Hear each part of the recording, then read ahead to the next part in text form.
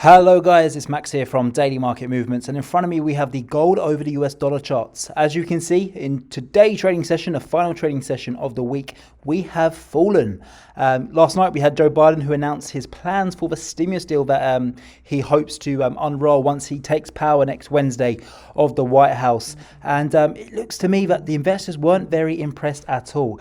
In fact, all three US indices traded towards the downside today, and that's because there was a $15 minimum wage that was included in the stimulus. So that's going to be legislation now that that businesses and companies in the US must have a minimum wage of $15 paid to their employees. Now that's very expensive for a business. Yes, the big tech firms, the big companies, the big some of the biggest companies in America, the likes of American Airlines, Apple, Google, sure, it's not a problem. They're sitting on piles of cash. But if you're a small business which has really struggled from COVID, and then bang, you get hit with this $15 minimum wage new law, then that is very difficult. So that's why we've seen the markets trading down in today's trading session. I think that took quite a few investors by shock. Gold markets didn't really like the new stimulus deal either, so that's why we're trading back down towards the downside.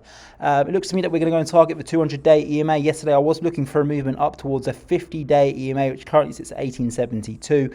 But as I mentioned, the stimulus deal, it was going to cause volatility, whether it will be towards the upside or the downside, and it happens to be the downside. So it looks to me that we are going to go and retest that 200-day EMA, and that is an area which will offer a fantastic buying opportunity. On that 200-day EMA, the blue line on your screens, that is where you want to be buying this market. As you can see, last time we tapped the 200-day EMA, we had a huge rally off the 1800 level all the way up towards 1960. So I would be a buyer at the 200-day EMA, aiming towards the 50-day EMA.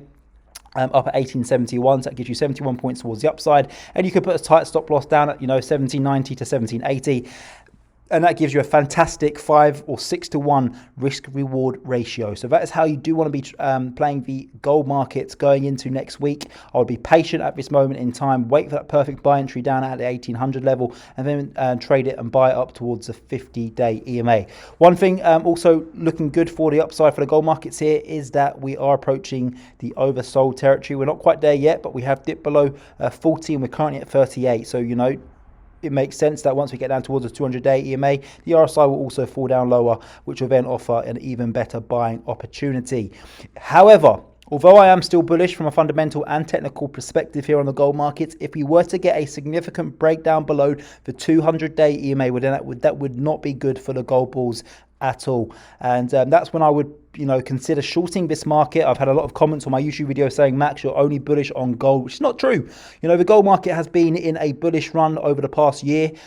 You could even argue for the past 2 years, and that is why I have been bullish. I'm not going to be bearish on a bullish market. So yes, the majority of my videos I have been telling you to buy gold, and that's why gold has performed so well over the past couple of years. So I think it's a bit harsh that a lot of people are moaning on my YouTube channel saying that I'm only bullish in gold, because it's not true. But if we were to get a significant breakdown below the 200-day EMA, then I would definitely consider shorting this market, down to 1600, down to 1700, where the bottom of this, this bullish flag that we've been trading in for some time. But I just want to point out, look what happened.